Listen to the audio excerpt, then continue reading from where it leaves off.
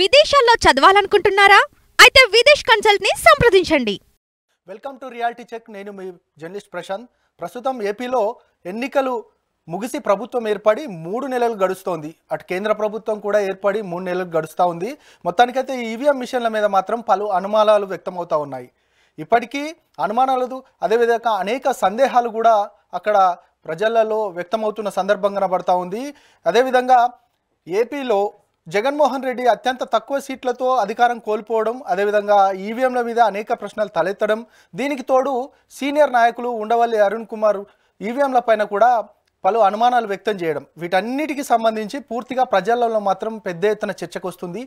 EVM tampering జరిగిందంటూ కూడా చాలా పెద్ద ఎత్తున చర్చకు వస్తుంది. ఈ ఈవీఎం ట్యాంపరింగ్ జరిగిందా? అసలు సుప్రీంకోర్టు జడ్జిమెంట్ ఏం చెప్తుంది? ఈ అంశం పైన మనతో మాట్లాడడానికి రియాలిటీ చెక్లో సిఏ నాగార్జున రెడ్డి గారు ఉన్నారు. అన్ని విషయాలు అడుగుదాం. సార్ నమస్తే. సార్, ప్రధానంగా ఏపీలో పెద్ద ఎత్తున ఒక చర్చ మాత్రం తెరలేస్తూ ఉంది. ఈవీఎం ట్యాంపరింగ్ జరిగిందనేది నిజంగా అక్కడ జరిగిన సిచ్యువేషన్ ఏంటి అంటే మీరు ఏం చెప్తారు సార్? ట్యాంపరింగ్, హైజాకింగ్ ఇవన్నీ కూడాను పెద్ద పెద్ద పదజాలాలు. ఓకే, మనకి ఏదో ఇంగ్లీష్ ముక్కలు తెలుసుగా అని చెప్పి అడ్డగోలుగా కనుక వాడితే చాలా కన్ఫ్యూజింగ్గా ఉంటుంది. People will laugh at us, నవ్వుతారు మనల్ని చూసి. అందుకని దయచేసి ఇలాంటి పదాలు వాడకండి. హైజాక్ చేశారంట, ట్యాంపరింగ్ చేశారంట, బర్గలరీ జరిగిందంట, అన్నీ కూడాను పనికి మాలిన పదాలు. జనాలకి ఏంటంటే బాగా అలవాటు చేసేసారు. సరే, వాటి అర్థాలు పరమార్థాలు అనేటువంటిది it's a later thing, but let us not use such kind of wordings. ఆంధ్రప్రదేశ్లో 175 అసెంబ్లీ కాన్స్టిట్యున్సీస్కి 25 పార్లమెంటు కాన్స్టిట్యున్సీస్కి ఎలక్షన్స్ 4వ ఫేజ్లో 13వ తారీఖు మే 2024 జరిగింది. 4వ తారీఖు జూను 2024 రిజల్ట్స్ పబ్లిష్ చేశారు. వైఎస్ఆర్సీపీ వాళ్ళకి 11, టీడీపీ వాళ్ళకి 135, జనసేన వాళ్ళకి 21, so on and so fourth వచ్చాయి. అధికారం చేజిక్కించుకున్నారు. గుడ్, ప్రజా తీర్పును మనం కాదనడానికి వీల్లేదు. కానీ ఇప్పుడు ఈ మధ్యకాలంలో గత 3 నెలల నుంచి చూస్తుంటే ప్రశాంత్, ఏదో జరిగింది ఈవీఎంలో మ్యానిపులేషన్ ఏదో జరిగింది. మళ్ళీ ఈ మ్యానిపులేషన్ అనేది కూడా పెద్ద పదం. మ్యానిపులేషన్ అంటే అది ఏదైనా కావచ్చు కదా. హైజాక్ చేశారంట, బ్లూటూత్ని వాడారంట, సెల్ ఫోన్లతోటి మ్యానిపులేట్ చేశారంట, ఇవన్నీ రకరకాలుగా వస్తున్నాయి. సరే, మీరు అన్నారు కదా ఉండవల్లి అరుణ్ కుమార్ గారు కూడా అన్నారు సంగతి సమాచారం. ఉండవల్లి అరుణ్ కుమార్ గారు ఏం చిన్న వ్యక్తి కాదు. బేసికల్గా ఆయన కూడా అడ్వకేటు. గత 40-45 సంవత్సరాలుగా రాజకీయంలోనే ఉన్నాడు. రాజమండ్రి వాసి, చాలా ఇంటెలిజెంట్ పర్సన్. 2 సార్లు ఎంపీగా ఉన్నాడు. ఆయన ఎంపీగా ఉన్నప్పుడు మినిస్ట్రీ ఆఫ్ పెట్రోలియం అండ్ గ్యాస్కి స్టాండింగ్ కమిటీకి చైర్మన్గా కూడా ఉన్నాడు ఆయన. ఓకే, సరే, ఇప్పుడైతే ఆయన కంప్లీట్గా విశ్రాంతి తీసుకుంటున్నాడు అనుకోండి. That is a different thing. చాలా పుస్తకాలు రాశారు. మన ఆంధ్రప్రదేశ్ విభజన మీద విభజన కథ అనే పుస్తకం రాశారు. రామోజీరావు గారి సంబంధించిన సంగతి సమాచారం చేశారు ఆయన. రామోజీరావు గారికి సంబంధించిన వాటిలో ఇప్పుడు మళ్ళీ వ్యవహారాలు ఏదో జరుగుతున్నాయి. మొన్న ఒక రోజు ఆ వీడియో కూడా చూశాను. వెనకంతా కూడా పెద్ద పెద్ద వాల్యూమ్స్ ఆఫ్ పుస్తకాలు పెట్టుకొని చేసినటువంటిది సంఘ సమాచారం కూడా చూశాను. Let us not underestimate. ఆయన మీద 50 లక్షల రూపాయల పరువు నష్టం దావా వేశారు రామోజీరావు గారు. Any that is a different thing. మళ్ళీ టాపిక్ డైవర్ట్ అయిపోద్ది మనకి. ఉండవల్లి అరుణ్ కుమార్ గారిని పేరు చెప్పారు కాబట్టి చెప్తున్నాను నేను. నాకు మంచి మిత్రుడు ఆయన. ఇప్పుడు ఈ ఎలక్షన్ అనేటువంటి దానికి వస్తే అసెంబ్లీలో కానీ పార్లమెంటుకు కానీ మెంబర్స్ని ఎన్నుకోవాలి, సభ్యులని ఎన్నుకోవాలి. 5 సంవత్సరాలకు ఒకసారి మన ఇండియాలో ఎలక్షన్లు జరుగుతాయి. దీనికి ఒక చట్టం ఉంది, రిప్రజెంటేటివ్స్ ఆఫ్ పీపుల్స్ యాక్ట్ 1951 అని. ఆ చట్టంలో ఏంటంటే ఏ రాష్ట్రానికి ఎంతమంది ఎమ్మెల్యేలు ఉండాలి, ఎంతమంది ఎంపీలు ఉండాలి, ఎలక్షన్లు ఎలా నిర్వర్తించాలి, ఎప్పుడు నిర్వర్తించాలి, ఏ విధంగా నిర్వర్తించాలి, కౌంటింగ్ ఎలా చేయాలి, బాధ్యులు ఎవరు, కౌంటింగ్ అయిపోయి రిజల్ట్స్ డిక్లేర్ చేసిన తర్వాత గెలిచిన క్యాండిడేట్కి ఇచ్చే సర్టిఫికెట్ ఏంటి, ఇవన్నీ కూడా ఆ చట్టంలో చెప్పారు. ఆ చట్టం తీసుకొచ్చినప్పుడు ఏంటంటే ఓటింగ్ అంతా కూడా బ్యాలెట్ పేపర్లు ఉండేవి. టిఎన్ శేషన్ గారు చీఫ్ ఎలక్షన్ కమిషనర్ అయిన తర్వాత ఈ ఎలక్ట్రానిక్ ఓటింగ్ మిషన్స్ అనేటువంటివి వచ్చినాయి, ఈవీఎంస్ వచ్చినాయి. మనకి 97 కోట్ల మంది ఓటర్లు ఉన్నటువంటి భారతదేశంలో బ్యాలెట్ పేపర్ల ద్వారా ఓటింగ్ పెట్టడము అనేసి అంటే కష్టసాధ్యమైనటువంటి పని. ఎలక్ట్రానిక్ ఓటింగ్ మిషన్ల ద్వారా అయితే ఈజీగా ఉంటుంది అని ఆయన ప్రవేశపెట్టాడు. కేరళలో 1980లో జరిగినటువంటి ఒక బై ఎలక్షన్, అది కూడా సక్సెస్ఫుల్గా ఉండింది అది.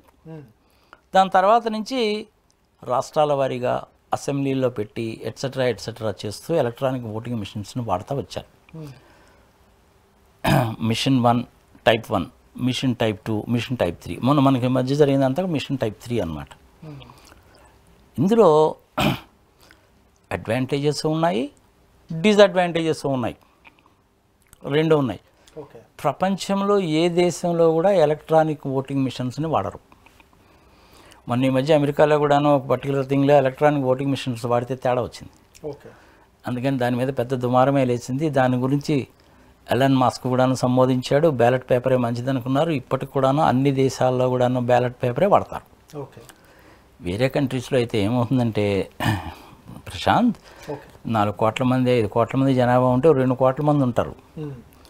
అందులో వాడు ఏంటి, బ్యాలెట్ పేపర్ ఇంటికి వస్తుంది. వాడు శుభ్రంగా బ్యాలెట్ పేపర్ మీద వాడికి ఇష్టమైన వాడికి ఓటేసి అక్కడక్కడ బాక్సులు పెడతారు, మనకు పోస్టు డబ్బాలు పెట్టినట్టు. ఆ పోస్ట్ డబ్బాలో వేసేస్తారు. మనలాగా వెళ్ళి గంటల తరబడి క్యూలో నిలబడము, ఏలు మీద ఇది పెట్టించుకోవడము, సంగతి సంవత్సరం ఇదంతా ఉండదు. అందుకని వాళ్ళకి అది ఈజీ. కానీ ఇండియాలో అంత కష్టం, ఈజీ థింగ్ కాదుగా. 2004వ సంవత్సరం నుంచి మొదలుపెట్టారు ఇది కంప్లీట్గా ఇండియా మొత్తం మీద. ఏ ఎలక్షన్ జరిగినా సరే, అంటే లోకల్ ఎలక్షన్స్ కాకుండా ఎమ్మెల్యేసి ఎంపీసీ ఎలక్షన్స్ జరిగినప్పుడు ఇది మొదలుపెట్టారు. పద్ధతి మంచిదే. ఎప్పుడు మంచిదవుతుంది అంటే కంప్యూటర్ రాసినటువంటి ప్రోగ్రాములు పర్ఫెక్ట్గా రాస్తే, నిష్పక్షపాతంగా రాస్తే, లాజికల్గా రాస్తే, లీగల్గా రాస్తే, మొరాలిటీస్ని దృష్టిలో పెట్టుకొని రాస్తే బ్రహ్మాండంగా పనిచేస్తాయి. నువ్వు రాసినటువంటి ప్రోగ్రామే చిప్ మీద సరిగా కనుక రాయకపోతే నువ్వు చిప్ మీద ఏం రాసావో అదేవిధంగా పనిచేస్తుంది. కంప్యూటర్కి ఏమీ తెలియదు, నువ్వు ఎలా చెప్తే అలా చేస్తుంది. 2 + 2 = 5 అని చూపించు అని కంప్యూటర్కి చెప్తే అది 5 చూపిస్తుంది. 5 + 1 = 8 అని చూపించు అంటే అది 8 చూపిస్తుంది. నువ్వు కంప్యూటర్కి ఆ విధంగా చెప్పావు, దాని కంప్యూటర్ ప్రోగ్రామ్ అన్నమాట అది, అలా చేస్తుంది అది. మన నార్మల్గా ప్రోగ్రామ్ రాయడానికి ఏమి లాంగ్వేజెస్ ఉపయోగిస్తారంటే రకరకాల లాంగ్వేజెస్ ఉంటాయి, దానికి రకరకాల చిప్స్ కూడా ఉంటాయి దానికి. 1960వ సంవత్సరంలో ఫస్ట్ టైము ఈ చిప్స్ అనేటువంటిది IBM వాళ్ళు ప్రవేశపెట్టారు. వాటిని లాజిక్ చిప్స్ అంటారు. వాటిని సింపుల్ లాజిక్ అనమాట. అదే నేను చెప్పాను, 2 + 2 = 4, 4 + 2 = 6, 10 / 5 = 2. అదనమాట సింపుల్ లాజిక్ అది. మరి 1960 దగ్గర నుంచి 2024 వరకు అంటే మనకి ఆల్మోస్ట్ 64 సంవత్సరాలు అయిపోయిందా లేదా? ఈ 64 సంవత్సరాల్లో టెక్నాలజీ ఎంత మారింది అంటే, మార్స్ మీదకి పంపిస్తున్నాం, చంద్రయాన్ 1 పంపించాం, చంద్రయాన్ 3 పంపించాం, హబుల్ టెలిస్కోప్ పంపించాం, మనం జేమ్స్ వెబ్ టెలిస్కోప్ పంపించాం. జేమ్స్ వెబ్ టెలిస్కోప్ కనుక పంపిస్తే మన సైంటిస్టులు అనేటువంటి వాళ్ళు, ఋషులు, మేధావులు ఎప్పుడో విశ్వం అనేటువంటిది అనంతమైనది, విశ్వానికి ఎండు లేదు, విశ్వము చాలా వేగంగా విస్తృతిస్తుంది అని చెప్పి మన వాళ్ళు చెప్పినప్పటికీ ఎవడు నమ్మలా ప్రపంచంలో. ఇప్పుడు నాసా వాళ్ళు నమ్ముతున్నారు. కానీ ప్రాబ్లం ఎక్కడ వస్తుంది అంటే ఎగోయిజం అనమాట, దిక్కుమాలిన ఎగోయిజం. నల్లోళ్ళు ఇండియన్స్ వాళ్ళు చెప్పేది ఏంది, మనం చెప్పేది ఏంది, ఏదో ఋషులంట గడ్డాలు పెంచుకుంటారంట, ఏదో తపస్సులు చేసుకుంటారంట కావచ్చు. వాళ్ళకి పాడు పచ్చిపదులు ఏం తెలిసింది వాళ్ళకి. వాళ్ళు చెప్పింది కాదు, మనం చెప్పిందే కరెక్ట్. రామసేతు కట్టారు, నువ్వు చెప్పేదేందా, నేను చెప్తున్నా రామసేతు కట్టారని. 17 లక్షల సంవత్సరాల కింద కట్టారు. ఇట్లా రకరకాలైనటువంటి వాదనలు వస్తాయి. సో అది 1960sలో చిప్స్. మరి ఇప్పుడు చిప్స్ ఏంటి? అప్లికేషన్ స్పెసిఫిక్ ఇంటిగ్రేటెడ్ చిప్స్ ఉంటాయి. అంటే అలాంటి చిప్స్ని ఎక్కడ వాడతారంటే, మనం రిపీటెడ్గా పనులు చేస్తుంటాం చూసారా, రైల్వే టికెట్లు, బస్ టికెట్లు, పిల్లలు ఆడుకునే గేమ్స్, అట్లా అవి వాడతారు. సిస్టమ్ ఆన్ చిప్స్ అని ఉంటుంది, అదొక రకమైనటువంటి చిప్పు. ఈ లేటెస్ట్గా ఉన్నటువంటిది ఫ్లాష్ చిప్స్. ఫ్లాష్ చిప్ అంటే ఏంటంటే, మన ఫ్లాష్ లాగానే అనమాట, కెమెరా ఫ్లాష్ లాగా కావచ్చు, లేదంటే మీ దీంట్లో ఫ్లాష్ లాగా కావచ్చు. ఫ్లాష్ చిప్స్ అంటారు. ఫ్లాష్ చిప్స్ మూలకంగా ఏం చేయొచ్చు అంటే మనము ఇమేజ్ని కూడా మార్పింగ్ చేసేయచ్చు. ఓకే. సైకిల్ గుర్తు తీసేసి ఫ్యాన్ గుర్తు పెట్టచ్చు, ఫ్యాన్ గుర్తు తీసేసి సైకిల్ గుర్తు పెట్టచ్చు. అది ఫ్లాష్ చిప్ యొక్క స్పెషాలిటీ. ఈ 4 రకాలైనటువంటి చిప్పులు. అక్కడ మనకి ఎలక్ట్రానిక్ ఓటింగ్ మిషన్ అంటే 3 భాగాల కింద ఉంటుంది. ఓకే. ఒకటేమో మనం నొక్కేటువంటి బ్యాలెట్ బాక్స్, ఒకటి దాన్ని బ్యాలెట్ బాక్స్ అనుకో, సామాన్య ప్రజలు బాక్స్ అంటే అర్థమైంది కాబట్టి బ్యాలెట్ బాక్స్ అంటున్నాను, నువ్వు నొక్కుతావు. ఆ నొక్కేటువంటి దాంట్లో ఏముంటుంది, సీరియల్ నెంబర్ 1 2 3 4, క్యాండిడేట్ పేరు, దానికి ఆపోజిట్లో అతనికి ఇచ్చినటువంటి గుర్తు. అన్నిటికంటే చివరిలో ఉండేటువంటిది ఏదైనా అంటే నోటా గుర్తుంటుంది. ఒకవేళ ఏదన్నా ఒక అసెంబ్లీ కాన్స్టిట్యున్సీలో 70 మంది ఉన్నారనుకో, మరి అప్పుడు ఏం చేయాలా? ఆ మిషన్లో 16 మాత్రమే ఫిట్ చేయొచ్చు. మరి 70 మంది ఉంటే ఏం చేయాలి? వేరే బాక్సులు కూడా యాడ్ చేస్తారు దానికి. అట్లా ఎన్ని బాక్సులు యాడ్ చేయొచ్చు అంటే 16 బాక్సులు యాడ్ చేయొచ్చు. ఒకప్పుడు ఈవీఎం మిషన్స్లో అంటే కంట్రోలింగ్ యూనిట్లో కేవలం 2000 ఓట్ల వరకు మాత్రమే స్టోర్ చేసేది. ఇప్పుడు వచ్చిన వాటిల్లో ఇంచుమించుగా 3800 ఓట్లు కూడా స్టోర్ చేయొచ్చు. ఒక్కొక్క బూత్లో నార్మల్గా 1000, 1200, 1500 అంతకంటే ఎక్కువ ఉండవు. బట్ 3800 చిల్లర ఓట్లని స్టోర్ చేసుకోవచ్చు. స్టోర్ చేయడం అంటే ఏంటి? అతని పేరు, అతని గుర్తు 2 స్టోర్ చేసుకోవచ్చు. యాక్చువల్గా పేరు స్టోర్ చేయడానికి 10 అనుకో, ఒక అంకె చెప్తున్నా, స్టోర్ చేయడానికి 10 బిట్సో 10 బైట్సో అనుకో. అదే నువ్వు ఇమేజ్ కనుక స్టోర్ చేయాలంటే 100 ఉంటుంది. అందుకని మెమరీలు కూడా పెద్దగా ఉంటాయి. మెమరీస్లో కూడాను రీడ్ ఓన్లీ మెమరీ అని, ర్యాండమ్ యాక్సెస్ మెమరీ అని 2 రకాలుగా ఉంటాయి. ప్రపంచవ్యాప్తంగా టీవీలో కానీ, మన దాంట్లో కానీ, కంప్యూటర్స్లో కానీ, ల్యాప్టాప్స్లో కానీ, సూపర్ కంప్యూటర్స్లో కానీ కాక ఈ 2 ఉంటాయి. రీడ్ ఓన్లీ మెమరీలో ఈ ఫ్లాష్ చిప్ కనుక పెడితే నువ్వేం చేయమంటే అది చేస్తుంది. ప్రోగ్రామ్ అనేటువంటిది నువ్వు ఎట్లా రాస్తే అటు పనిచేస్తుంది. ఇవన్నీ చూసిన తర్వాత అనేక మిస్టేక్స్ జరిగాయి అని 2023వ సంవత్సరంలో ఒక 2 రిట్ పిటిషన్లు వేశారు. రిట్ పిటిషన్ నెంబర్ 181 అని ఒకటి, writ petition number 434, civil writ petitions అన్నమాట.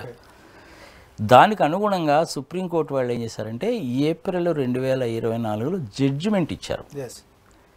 ఆ జడ్జిమెంట్లో చాలా విషయాల గురించి ప్రస్తావించారు వాళ్ళు. అంటే ఏంటి? రిప్రజెంటేటివ్ ఆఫ్ పీపుల్ యాక్ట్లో అమెండ్మెంట్స్ ఎలా జరిగాయి, ఎలక్ట్రానిక్ ఓటింగ్ మిషన్లు ఎప్పుడు పెట్టారు, దానికి సంబంధించిన అవుట్కమ్ ఏంటి, ఎవరెవరు ఏ రకమైన కంప్లైంట్స్ చేశారు, ఇవన్నీ ఇచ్చారు. చాలా కేసు రాసి కూడా చెప్పారు. అందులో ప్రొఫెసర్ సుబ్రహ్మణ్య స్వామి గారు పెట్టినటువంటి ఒక కేసులా, మన రాష్ట్ర ముఖ్యమంత్రి చంద్రబాబు నాయుడు గారు పెట్టినటువంటి ఒక కేసు, ఇవన్నీ కూడా చాలా ప్రస్తావించారు. ప్రస్తావిస్తూ 38 పేజీల జడ్జిమెంట్లో ఇంచుమించుగా చాలా పాయింట్స్ స్పెసిఫై చేశారు వాళ్ళు. కానీ ప్రజలకు ఏంటంటే అందులో 76వ పాయింట్ ఏ, బి, ఈ 2 important.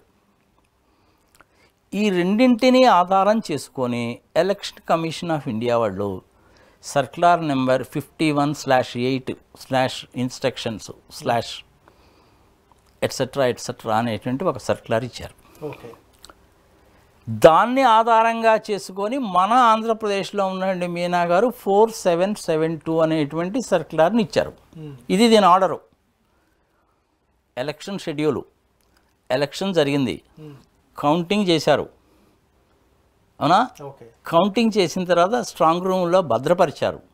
In the meanwhile supreme court వాళ్ళు జడ్జిమెంట్ ఇచ్చారు. గైడ్ లైన్స్కి అనుగుణంగా ఎలక్షన్ కమిషన్ ఆఫ్ ఇండియా వాళ్ళు కూడా సర్క్యులర్ ఇచ్చారు. ఆ సర్క్యులర్కి అనుగుణంగా మీనా గారు ఇచ్చారు. ఇది ఆర్డర్. ఇది మరి ఇప్పుడు సెంట్రల్ సుప్రీంకోర్టు వాళ్ళు ఏమి జడ్జిమెంట్ ఇచ్చారు, ఏమి గైడ్ లైన్స్ ఇచ్చారు, ఇది కదా ప్రజలకు తెలియాలి. అందులో అన్నిటికంటే ఇంపార్టెంట్ థింగ్ ఏంటంటే 76 AB. ఈ 76 Aలో 76 Bలో ఏం చెప్పారు అంటే ప్రజలకు అర్థం కావాలి కాబట్టి, ఎవరైనా పోటీ చేసినటువంటి వ్యక్తి నాకు అనుమానంగా ఉంది నా రిజల్ట్ మీద అని అప్లికేషన్ కనుక పెట్టుకుంటే వారం రోజుల లోపల ఎలక్షన్ రిజల్ట్స్ వచ్చిన వారం రోజుల లోపల అప్లికేషన్ కనుక ఎలక్షన్ కమిషనర్ గారికి కనుక పెట్టుకుంటే ఆ స్టేట్ అయితే స్టేటు, యూనియన్ టెరిటరీ అయితే యూనియన్ టెరిటరీ, ఎమ్మెల్యే అయితేనేమో స్టేట్లో, ఎంపీ అయినా కూడా స్టేట్లోనే ఓకే అప్లికేషన్ కనుక పెట్టుకుంటే ఒక్కొక్క బూత్కి 46,200 రూపాయలు అనుకుంటాను. అది ఎస్ 40,000 ప్లస్ 18% GST చొప్పున నువ్వు ఫీజు కట్టాలి ఒక్కొక్క బూత్కి. ఇది గుర్తుపెట్టుకోవాలి. అది పార్లమెంట్ బూత్ కావచ్చు, అసెంబ్లీ బూత్ కావచ్చు. అసలు ఆంధ్రప్రదేశ్లో ఎన్ని బూతులు ఉన్నాయి, అసలు ఎన్ని పోలింగ్ స్టేషన్స్ ఉన్నాయి, ఇది కూడా జనాలకు తెలియాలిగా. ఎస్ సమయ సందర్భం వచ్చింది కాబట్టి చెప్తున్నా. ఓకే 46,000 పోలింగ్ స్టేషన్స్ ఉన్నాయి ఆంధ్రప్రదేశ్లో. Last time yes. 46,000 చిల్లర అనుకో. ఎస్ 1,60,000 ఈవీఎం మిషన్లు వాడారు. ఇది క్షుప్తంగా ఓకే ఇంతవరకు అయితే తెలుసు కదా. ఎస్ 5,40,00,000 మంది ఆంధ్రప్రదేశ్ పాపులేషను కరెక్ట్గా తెలియదు, సెన్సస్ చేయలేదు కాబట్టి. ఓకే నేను 5,40,00,000 మంది అప్రాక్సిమేట్ పాపులేషన్ అని లాస్ట్ ఇయర్ జూలై నుంచి చెప్తానే ఉన్నా. నన్ను తిట్టినోడు తిట్టాడు, నీకెట్ట తెలిసిన అడిగినోడు ఉన్నాడు, that is a different thing. Okay 4,14,00,000 మంది ఓటర్లు, ఓకే 81.86% పోలింగ్ జరిగింది అని ఒక పర్సంటేజ్ చెప్పారు. ఓకే యాక్చువల్గా పోలింగ్ జరిగింది, ఓట్లు లెక్క పెట్టింది, ఓట్లు వచ్చింది ఎంత అంటే 3,31,00,000 మాత్రమే, ఆడవాళ్ళు మగవాళ్ళు కలిపి. కానీ వాళ్ళు చెప్పిన పర్సంటేజ్ ఎంత, 81.86% అని చెప్పారు. దాని ప్రకారం క్యాలిక్యులేట్ చేస్తే అది 3,38,00,000 రావాలా. మరి ఈ రెండింటిలో ఏది కరెక్టు? 3,60,00,000 మంది నోటా ఓటేశారట. సో ఈ ఫిగర్స్ చూస్తేనే జనాలకి ఎవరికైనా అనుమానం వస్తుంది. పర్ఫెక్ట్గా చెప్పాలిగా. 81.86% అని అంత ఖచ్చితంగా చెప్పినటువంటి వాడివి మరి లెక్క పెడితే 3,31,00,000 ఎట్టొచ్చింది? ఇదన్నా తప్పై ఉండాలి, అదన్నా తప్పై ఉండాలి. ఏది కరెక్ట్ అనేటువంటిది ప్రజల విజ్ఞతకు వదిలేద్దాం మనం. ఓకే 2 ఫిగర్లు చెప్పాం మనం. ఓకే ఓకే మళ్ళీ ఇప్పుడు మనం వెనక్కి వస్తే సుప్రీంకోర్టు దానికి సంబంధించింది వస్తే అందులో 76A వాళ్ళు చెప్పింది ఏంటంటే ఈవీఎం ప్యాడ్స్ని 5% లెక్క పెట్టండి. ఓకే 5% ఏంటి? ఒక అసెంబ్లీ కాన్స్టిట్యున్సీలో నీ ఇష్టం వచ్చిన బూత్ని సెలెక్ట్ చేసుకో, టోటల్గా 5% అంటే రాష్ట్రం మొత్తం మీద 5%, లేదంటే ఆ పర్టికులర్ కాన్స్టిట్యున్సీకి సంబంధించి 5%. మళ్ళీ అనుమానమేగా. అందుకని సుప్రీంకోర్టు వాళ్ళు ఏం చెప్పారంటే ఒక అసెంబ్లీ కాన్స్టిట్యున్సీ కానీ ఒక పార్లమెంటు సెగ్మెంట్ కానీ కాన్స్టిట్యున్సీలో కానీ 5% వీవీప్యాట్స్ని లెక్క పెట్టండి అన్నారు. ఓకే చంద్రబాబు నాయుడు గారు అంతకుముందు ఫైల్ చేసిన దాంట్లో 50% అడిగాడు ఆయన. వేరే వాళ్ళైతే అసలు 100% అడిగారు. అమెరికాకు చెందిన ఎలన్ మాస్క్ కూడాను 100% వీవీప్యాట్ లెక్క పెట్టాల్సిందే అన్నాడు. ఇవన్నీ చూసిన తర్వాత సుప్రీంకోర్టు వాళ్ళు 5% ఇచ్చారు. అంతకుముందు యాక్చువల్గా వీవీప్యాట్ లేదు, మొన్న ఈ మధ్యకాలంలో వచ్చింది. నేను ఓటు ఎవరికి వేసానో నాకు తెలియాలిగా. అంతకుముందు బ్యాలెట్ కనుక అయితే శుభ్రంగా ఓటేసి స్టాంపు గుద్ది ఇలా మడిచేసామండి, లోపల వేసేసామండి. దాని పొరపాటు నువ్వు ఇట్ట మడవడానికి బదులు ఇటు ఇటు మడిచావనుకో ఓటు చెల్లుబాటు కాదు, ఇన్వాలిడ్ అయిపోతుంది. 2 చోట్ల స్టాంప్ పడుతుందిగా. ఈ ఎలక్ట్రానిక్ ఓటింగ్ మిషన్లో ఇంకా దారుణమైన పనులు జరుగుతాయి. అవి ఏందో చెప్తాను నేను నీకు. ఇప్పుడు ఈ 5% అనేటువంటిది ఏంటంటే వీవీప్యాట్లు 5%, మైక్రో ప్రాసెసర్లు కంట్రోలింగ్ యూనిట్ కూడా 5%, బ్యాలెట్ మనం ఏదైతే నొక్కుతామో అది కూడా 5%, అన్నీ 5%. ఓకే ఎందుకని ఇట్లా చెప్పారు అంటే ఈచ్ అండ్ ఎవ్రీ బ్యాలెట్ మనం నొక్కేది ఏదైతే ఉంటుందో ప్రతి కాన్స్టిట్యున్సీస్ కూడాను ఒకటే ఉండదు, వేరే వేరే ఉంటుంది. ఇప్పుడు సపోజ్ నువ్వు గురజాల కాన్స్టిట్యున్సీ తీసుకున్నావు అనుకో, లేదంటే బాలినేని గారు ఒంగోలు కాన్స్టిట్యున్సీ తీసుకున్నావు. ఒంగోలు కాన్స్టిట్యున్సీ నెంబర్ ఎంతో నాకు తెలియదు, సే ఫర్ ఎగ్జాంపుల్ 150 అనుకుందాం. Okay Ongole constituency 150. ఆ 150లో ఆ కాన్స్టిట్యున్సీలో ఎవరెవరు పోటీ చేస్తున్నారో 1, 2, 3, 4 ఉండాలిగా. సీరియల్ నెంబర్ రాసావుగా, పేరు రాసావుగా, దానికి ఆపోజిట్లో ఆయన సింబలు. ఓకే ఒకవేళ స్వతంత్ర అభ్యర్థి అయితే ఆయన పేరు సింబలు, లాస్ట్లో 100 దేంట్లో అయినా ఉంటుంది ఓకే కదా. ఎస్ ఆ పర్టికులర్ మిషన్కి ఒక పర్టికులర్ నెంబర్ ఉంటుంది, అవునా? ఎస్ దాన్ని తీసుకెళ్ళి నువ్వు వీవీప్యాట్కి అటాచ్ చేయాలి, దాన్ని తీసుకెళ్ళి నువ్వు సిపియూకి అటాచ్ చేయాలి. ఇక్కడ సర్క్యూట్ అనేటువంటిది వస్తుంది. సర్క్యూట్ అనేటువంటిది ఎట్లా ఉండాలి, దాని సీక్వెన్స్ ఆఫ్ ఆపరేషన్ ఏంటి? నేను ఓటు వేశాను, సిపియూలో స్టోర్ అయింది, సిపియూలో స్టోర్ అయినటువంటిది నా కంటికి కనపడాలి కాబట్టి వీవీప్యాట్లో కనపడుతుంది, అది దాని సీక్వెన్స్. కానీ నువ్వు ఓటు వేసిన తర్వాత ఎవరికైతే వేసావో ఇమ్మీడియట్గా దాన్ని నువ్వు ప్రింట్ చెయ్యి అన్నావు అనుకో, అప్పుడు ఆ వీవీప్యాట్స్లో కూడా ఏమవుతుందంటే ఈ సింబల్స్ అన్ని లోడ్ చేయాలి. పర్సన్ పేరు లోడ్ చేయకపోయినా ప్రింట్ అయ్యేటువంటిది ఓన్లీ సింబలే కాబట్టి సింబల్ లోడ్ చేయాలి. ఆ సింబల్ లోడ్ చేసి దాని బాక్స్ని సీల్ చేస్తారు. అంటే ఆ సింబల్ అనేటువంటిది ఆ కాన్స్టిట్యున్సీకి సంబంధించిందేగా వీవీప్యాట్, ఆ కాన్స్టిట్యున్సీకి సంబంధించిందే సిపియు, అదే కాన్స్టిట్యున్సీకి సంబంధించినటువంటిది బ్యాలెట్. ఈ మూడు కూడాను ఒకదానికొకటి అనుసంధానము అయ్యి ఉంటేనే కరెక్ట్గా రిజల్ట్స్ వస్తుంది. నేను నొక్కంగానే నువ్వు స్లిప్ జనరేట్ చేయంటే కంప్యూటర్ దానికి ఏముంది, నువ్వు సర్క్యూట్ అట్లా రాస్తే అది ఇమీడియట్గా స్లిప్ జనరేట్ చేస్తుంది. నేను ఓటు కరెక్ట్గా వేసానని చెప్పి చూసుకున్నావు, సంతృప్తి చెందావు, ఆహా నేను ఓటు వేయదలుచుకున్నాను వేయడం నవ్వుకుంటూ బయటికి పోయావు. దీని తర్వాత ఏం జరుగుతుంది, నీకు స్లిప్ వచ్చేసింది, నువ్వు పోయావు. కానీ అక్కడ ప్రోగ్రామ్ ఏమో రాసుంటారు, స్లిప్ అయితే వాడికి వేసిందని చూపించు, కానీ అక్కడ దాంట్లో మటుకు రికార్డింగ్ నేను చెప్పినట్టు చేయా అని చెప్పి నువ్వు అక్కడ ప్రోగ్రామ్ రాసావు. సిపియూలో ప్రోగ్రామ్ వేరేగా రాసావు అనుకో, నువ్వు వేసిన ఓటు వేరేపడికి పోద్ది. అలా కాకుండా నువ్వు సీక్వెన్స్లో కనుక పెడితే నేను నొక్కాను, ఓటు పడింది, ప్రింట్ అయింది, ఇది పర్ఫెక్ట్ సర్క్యూట్. అది పర్ఫెక్ట్గా ఉందా లేదా చెక్ చేయండి, వెరిఫై చేయండి అని కూడా సుప్రీంకోర్టు వాళ్ళు చెప్పారు. ఇప్పుడు అది చేయాలి. నెక్స్ట్ పార్ట్ కంట్రోలింగ్ యూనిట్లో ప్రోగ్రామ్ ఉంటుంది, చిప్ ఉంటుంది. చిప్ అంటే ఏం లేదా బాగా చిన్న మొక్కది, సిలికాన్ వేపర్ అంటారు దాన్ని. ఆ సిలికాన్ వేపర్ మీద రాస్తారన్నమాట. సరే దానికి కొంచెం ప్రాసెస్ ఉంటుంది తయారు చేయడానికి, నిగ మెరుస్తుంటుంది, that is a different thing. Okay, దాని మీద ప్రోగ్రామ్ రాస్తారు. ప్రోగ్రామ్ రాయడానికి ముందు ఈచ్ అండ్ ఎవ్రీ ప్రతి కాన్స్టిట్యున్సీకి కూడా సపరేట్గా ప్రోగ్రామ్ ఉంటుంది. ఒక్కొక్క కాన్స్టిట్యున్సీలో ఒక్కొక్క రకమైన క్యాండిడేట్స్ ఉంటారుగా. సో ఇప్పుడు తెలుగుదేశం క్యాండిడేట్ ఉన్న దగ్గర సైకిల్ ఉండదుగా, సైకిల్ ఉన్న దగ్గర బీజేపీ ఉండదుగా. మరి ఈచ్ అండ్ ఎవ్రీ కాన్స్టిట్యున్సీకి డిఫరెంట్ ప్రోగ్రామ్స్ ఉంటాయా ఉండవా? కామన్ సెన్స్ కదా. అందుకని ఈచ్ అండ్ ఎవ్రీ కాన్స్టిట్యున్సీస్కి ప్రోగ్రామ్స్ రాస్తే 175 అసెంబ్లీ కాన్స్టిట్యున్సీస్కి 175 ప్రోగ్రాములు, 25 ఎంపీ కాన్స్టిట్యున్సీస్కి 25 ప్రోగ్రాములు రాయాలి. ఇది ప్రజలు గుర్తుపెట్టుకోవాలి. మతలబ్ అంతా ఎక్కడ జరుగుతుందయా అంటే ఈ ప్రోగ్రాం రాయడంలో జరుగుతుంది. ప్రజలకు అర్థమయ్యేటట్టు చెప్పాలంటే రాత్రిపూట మీరు సెల్ ఫోన్ ఆఫ్ చేసి పడుకున్నారు ఇవాళ రాత్రికి, రేపు పొద్దున్నే మీరు చూసుకుంటే టైము మారిపోతుంది, డేటు కూడా మారిపోద్దిగా. వాటిల్నే బయాస్లు అంటారు, బేసిక్ ఇన్పుట్ అవుట్పుట్ సిస్టమ్ అంటారు. అది 24 గంటలు నీ సెల్ ఫోన్ని తీసుకెళ్ళి తగలబెట్టిన దాకా పనిచేస్తూనే ఉంటుంది. దాన్ని నువ్వు ఆపలేవు, కానీ నువ్వు దానిని ఇష్టం వచ్చినట్టు రాసుకోవచ్చు. ఫర్ ఎగ్జాంపుల్ ఇప్పుడు నేనే ఉన్నాను, నా దాంట్లో నేను టైం ఎట్ ఫీడ్ చేసుకున్నానంటే 24 అవర్స్ అని ఫీడ్ చేసుకున్నాను. అంటే ఇప్పుడు మనకి సే ఫర్ ఎగ్జాంపుల్ 4:30 అయింది, మధ్యాహ్నం 4:30 అనుకుంటాం, కానీ నా దాంట్లో చూస్తే మీకు అది 16:30 చూపిస్తుంది. ఎందుకంటే నేను ఆ ఫార్మేట్లో రాసుకున్నాను. ఇది నేను చేంజ్ చేసుకున్నాను.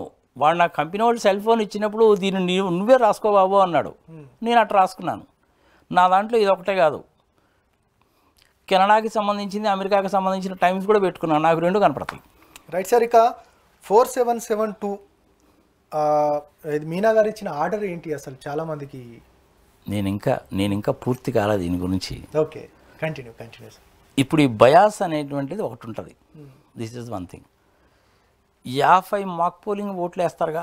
ఓకే, 50 మాక్ పోలింగ్ వేయడానికి ఒక్కొక్క ఓటుకి నిమిషం పట్టిందంటే 50 నిమిషాల్లో మాక్ పోలింగ్ అయిపోతుంది, మ్యాక్సిమం 1 అవర్. అదొక ప్రోగ్రామ్ లైను. నువ్వు ఓటు వేసినప్పుడు ఏమవుతుందంటే నువ్వు ఏ పార్టీకి అయితే వేసావో కరెక్ట్గా ఆ 1 అవర్ టైంలో మాక్ పోలింగ్ చేసినప్పుడు కరెక్ట్గా చూపిస్తుంది. ఆ 1 అవర్ అయిపోయిన తర్వాత అసలు సిసలైనటువంటి వ్యవహారం మొదలవుద్ది. అందరి క్యాండిడేట్స్ని పిలిచి నువ్వు 10 ఓట్లు వేసావు, నువ్వు 4 ఓట్లు వేసావు, నువ్వు 8 ఓట్లు వేసావు, మొత్తం 50 ఓట్లు, నువ్వు 10 వేసానన్నావు కదా, కరెక్ట్గా వచ్చినా లేవా చూడు, స్లిప్ జనరేట్ అయిందా లేదా చూడమంటారు. పర్ఫెక్ట్ అండి అంటారు, అందరూ సొంతకాలు పెడతారు. ఆ 50ని తీసేస్తారు, జీరో కనపడుతుందా? కనపడుతుందండి. మిషన్ సీల్ చేయమంటారా? చేయండి సార్ అంటారు. మిషన్ ఎప్పుడు సీల్ చేశారో టైం రాస్తారు. ఆ రోజు క్యాండిడేట్స్ ఎవరెవరు వచ్చారో వాళ్ళ పేర్లు రాస్తారు, సిగ్నేచర్లు తీసుకుంటారు. ఇది ఒక పార్ట్. ఇప్పుడు మిషన్ జీరో అయిపోయిందిగా, ఇక యాక్చువల్ పోలింగ్ మొదలవుద్ది. ఇంకా మాక్ పోలింగ్ లేదా, యాక్చువల్ పోలింగ్ మొదలైంది. యాక్చువల్ పోలింగ్ మొదలైతే 1, 2, 1+1+1+1 పోతూ ఉంటుంది అనమాట. అట్లా అది కౌంటింగ్ అనమాట. అది నేను వెళ్ళాను, ఓటు వేశాను, నేను వైసీపీకే వేశాను అనుకుందాం ఫర్ ఎగ్జాంపుల్. అక్కడ ప్రోగ్రామ్ తర్వాత ఎలా రాశారంటే, ఈ 1 అవర్ తర్వాత కంప్యూటర్కి ఏం చెప్పారంటే, 1 అవర్ వరకు నువ్వు ఎవరికి ఓటేస్తే ఆ గుర్తు మీద ఓటేయి, 1 అవర్ దాటిన తర్వాత ఈ విధంగా ఓటేయి అని చెప్పి రాశారు. అది ఎట్లా రాశారు? ఇమేజ్ మార్ఫింగ్ చేయమని రాశారు. 60-40 రేషియోలో చూసుకో. వైఎస్ఆర్సీపీకి వేసినటువంటి ఓటుని దగ్గర తెలుగుదేశం సైకిల్ గుర్తు తీసుకెళ్ళి మార్ఫింగ్ చెయ్యి అని రాశారు.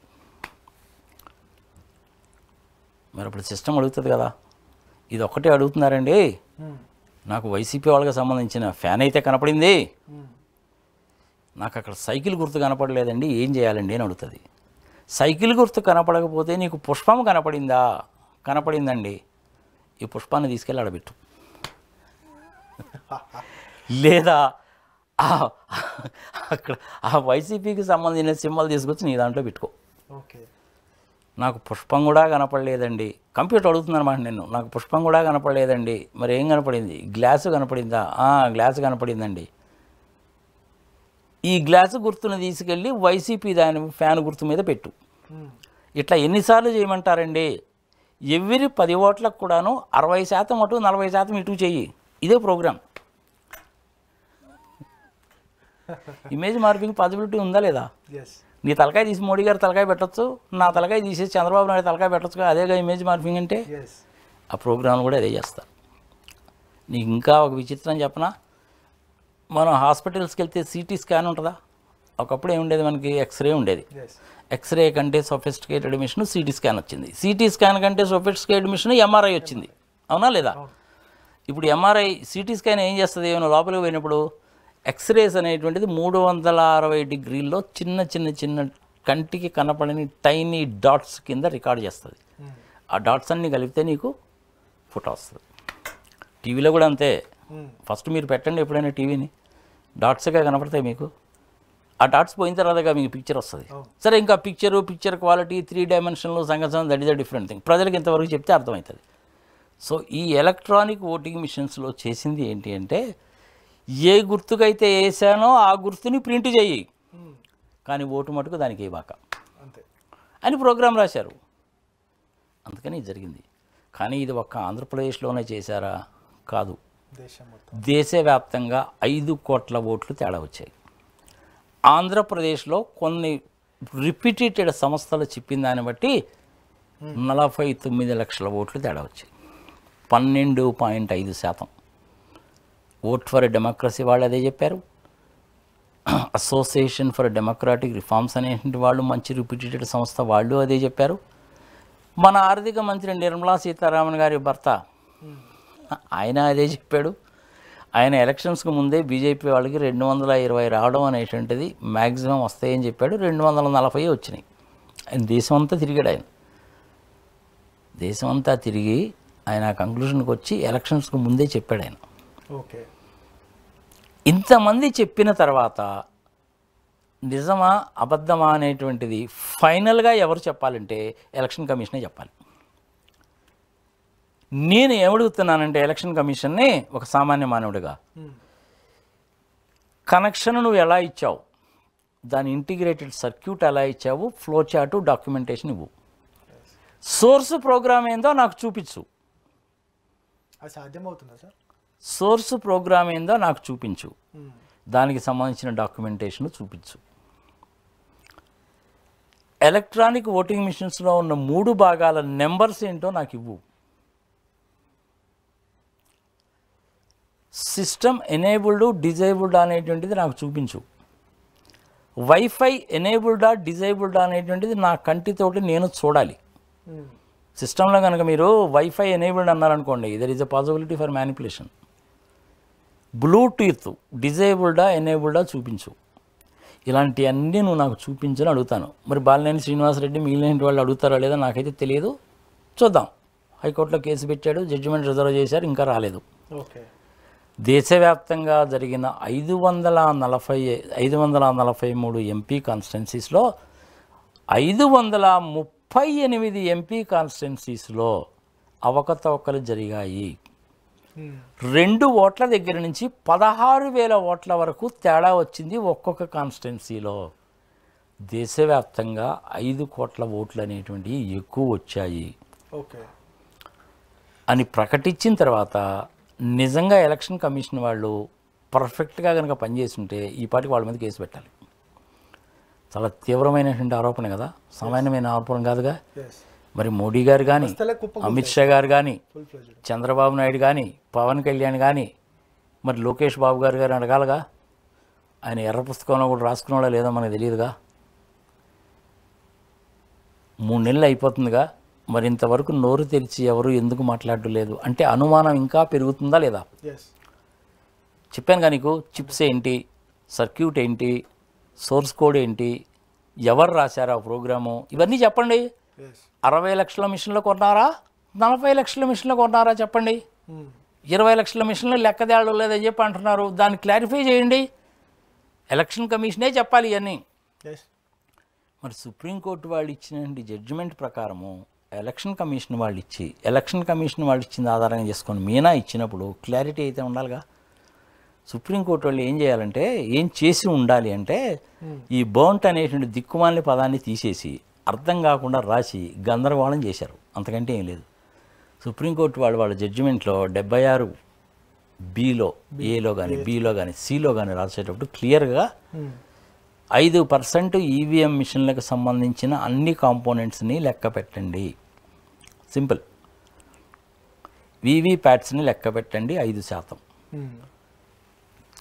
కంట్రోలర్స్ని లెక్క పెట్టండి 5% ఓకే అని కనుక క్లియర్గా చెప్పుంటే ప్రాబ్లం ఉండేది కాదు. కానీ వాళ్ళు ఏంది, బర్న్ట్ అనే పదం వాడారు. ఇప్పుడు ఆ బర్న్ట్ ఏందో కూడా చెప్తా. చాలామంది టీవీ ఛానల్స్లో వాళ్ళు, ఈవెన్ పెద్ద పెద్ద వాళ్ళు, చిన్న చిన్న వాళ్ళు ఎవరైనా కావచ్చు, అందరూ ఏంటంటే బర్న్ట్ అనగానే నార్మల్గా ఏమనుకుంటాం మనం, తగలబెట్టడం అనేగా అనుకుంటాం. 100% అంతేగా, మనకు తెలిసింది అదేగా. ఏదో చెప్పిందే చెప్పి నువ్వు సరే నీ సోది ఇంకా తగలబట్టేట్టుంది పోని అని నార్మల్గా కూడా మనం అంటామా లేదా? 100%. అవునా? కంప్యూటర్ లాంగ్వేజ్లో ఏమవుతుందంటే బర్న్ట్ అనే పదం వాడతారు. అంటే అర్థం ఏంటంటే, నేను ఇచ్చిన డేటాని తీసుకెళ్ళి దాని మీద తగలబెట్టు అని అర్థం. దాన్ని సీడీని బౌండ్ చేయడం అంటారు. ఓకే, సీడీని బౌండ్ చేయడం అంటే డేటాని దాని మీద తగలబెట్టాని అర్థం. కానీ జనాలు అర్థం చేసుకున్నారంటే దాన్ని ఎలక్షన్ కమిషన్ వాళ్ళు వీవీప్యాట్లను తగలబెట్టమన్నారంట, సిపియూని తగలబెట్టమన్నారంట, కంట్రోల్ యూనిట్ని తగలబెట్టమన్నారంట, బ్యాలెట్లను తగలబెట్టమన్నారంట. ఇదేందండి బాబు, ఇది ఎక్కడ ప్రజాస్వామ్యం, ఇదేంటి తగలబెట్టడం ఏందన్నారు. నిజంగా మీనా గారు కనుక ఆ విధంగా ఆదేశం కనుక ఇచ్చి అక్కడ ఉన్నటువంటి వీవీప్యాట్లను తగలబెడితే పెద్ద క్రిమినల్ కేసు అది. ఒక సీనియర్ ఐఏఎస్ ఆఫీసర్కి ఆ మాత్రం పదానికి అర్థం తెలియదా? అర్థం తెలియకపోతే వేరేవాడిని అడిగి తెలుసుకోవాలి. తగలబెట్టమని చెప్పి నువ్వెట్టంటావు? ఏమన్నా కంప్యూటర్ లాంగ్వేజ్ తెలిసినటువంటి అడిగితే చెప్పేవాడయ్యా నీకు. ఏమండి బౌంట్ మెమరీ స్లాష్ అన్నారు. ఇది ఇప్పుడు చూడు, నీకు వర్డింగ్స్ కూడా నీకు వినిపిస్తాను చూడు. The burnt memory oblique micro controller in 5% of the EVMs. ఇక్కడ పదం చూడు, జాగ్రత్తగా వినాలి. ద బర్న్ట్ మెమరీ, బర్నింగ్ ఇదేగా దిక్కుమాలిన ఇంగ్లీష్, ఇంకెంతకంటే ఏం లేదుగా చచ్చి.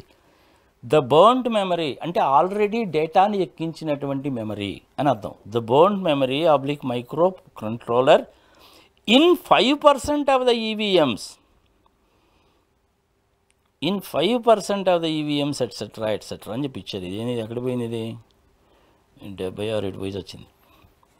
76 వచ్చింది. 76B. ద బర్న్ట్ మెమరీ, అది చూసా మనం కూడా ఏంటంటే గబుక్కుని కానీ పోయిందని ఎడుదొచ్చింది రా నాయన ఇది అంటాం. ఇప్పుడు ఎడుదొచ్చింది రా నాయన అనేటువంటి దాన్ని ఇంగ్లీష్లో మారిస్తే వేర్ ఇట్ వాస్ డెడ్ అనాలి. ఓకే, ఇది ఏమన్నా అర్థం ఉంటుందా దానికి? కానీ తీసేద్దాం. 5% of the EVMs that is clarity ఇచ్చారు చూడు, 5% of the EVMs, that is అనగా control unit, ballot unit and the VVPAT per assembly constituency slash assembly segment of a parliamentary constituency shall be checked and verified by the team of engineers from the manufacturers. ఇది ఇచ్చారు. ఎక్కడుంది ఇది? 37వ పేజీలో 76B point ఇది. Okay, ఇది మొత్తం చదివిన తర్వాత నేను నీకు చెప్తున్నా.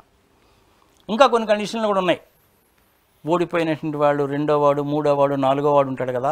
ఓకే, ఒక 10 మంది ఉన్నారనుకో, 2వ వార్డు, 3వ వార్డు అప్లై చేసుకోవచ్చు ఆ డబ్బులు కట్టి వారం రోజుల లోపల. మరి మిగిలిన వాళ్ళ సంగతి ఏమిటంటే వాళ్ళకి ఆప్షన్ ఇచ్చారు, ఇష్టమైతే నువ్వు కూడా చేసుకోవా బాబు అన్నారు. తప్పు లేదు కదా. 45 రోజుల వరకు డేటాని పక్కాగా పర్ఫెక్ట్గా ఇంటాక్ట్ స్ట్రాంగ్ రూముల్లో ఉంచాలని చెప్పడమే కాకుండా అక్కడ ఎలక్ట్రిసిటీ, సీసీ కెమెరాలు, ఏసీ కరెక్ట్గా పనిచేస్తున్నాయా లేదా, ఎలక్ట్రోమాగ్నెటిక్ ఫీల్డ్స్ ఏమన్నా ఉన్నాయా చెక్ చేయండి అని కూడా చెప్పారు. ఓకే, సో ఇక్కడ బర్న్ట్ అంటే అర్థం ఏంటంటే తగలబెట్టండి అని కాదు, ఆల్రెడీ బర్న్ చేసినటువంటి మెమరీస్ని, మైక్రో కంప్యూటర్స్ని వెరిఫై చేయండి అని అర్థం. అంతేగాని తగలబెట్టడం అనేటువంటిది కాదు. దయచేసి ప్రజలు ఒకసారి గుర్తుపెట్టుకోండి. Okay sir. ఇప్పుడు మెయిన్గా ప్రాబ్లం ఎక్కడ వస్తుంది అంటే 543 కాన్స్టిట్యున్సీస్లో 538 కాన్స్టిట్యున్సీస్లో అవకతవకలు జరిగినాయి. 2 ఓట్ల దగ్గర నుంచి 16,000 ఓట్ల వరకు ఎక్కువ కానీ తక్కువ కానీ వచ్చినాయి. ఓవరాల్గా 5 కోట్ల ఓట్లు ఎక్కువ వచ్చినాయి. ఆంధ్రప్రదేశ్లో 12.54%, 49 లక్షల ఓట్లు ఎక్కువ వచ్చినాయి. అంటే ప్రజాస్వామ్యాన్ని చంపేసినట్టేనా కాదా వెరిఫై చేయకపోతే? సుప్రీంకోర్టు వాళ్ళు కూడా వెరిఫై చేయమని చెప్పారు కానీ మాకు పోలింగ్ చేయమని చెప్పలా. వాళ్ళు నిరూపించుకోవాల్సిందే. ఎవరు నిరూపించుకోవాలి? నీతి, నిజాయితీ, న్యాయము, ధర్మము, perfectness, legally, morally, ethically election commission వాళ్ళు నిర్ధారించుకోవాలి. 100%. లేదా అనవసరంగా నేనేదో ఈవీఎంలు మేనేజ్ చేసి గెలిచానని చెప్పి కోడి కూసినట్టు కోస్తున్నారా మీ అందరూ? నేనే ముందుకు వస్తున్నా. ఏ కాన్స్టిట్యున్సీ అయినా తీసుకోండి, ఏ ఎలక్షన్ బూత్ అయినా సరే తీసుకోండి, ఛాలెంజ్ చేస్తున్నా నేను. రండి చూద్దాం, మొత్తం వెరిఫై చేద్దాం అని చంద్రబాబు నాయుడు కానీ మోడీ కానీ కనుక చెప్పారనుకో ఇంకంతకు మించింది లేదు. ఓకే, కానీ ఈయన కానీ వాళ్ళు కానీ క్విక్ కైక్ మనకుండా ఎందుకు కూర్చున్నారా అంటే ప్రోగ్రామ్స్ వాళ్ళకి కావాల్సిన విధంగా రాయించుకున్నారు. అన్నిట్లో రాయించలేదు సుమా.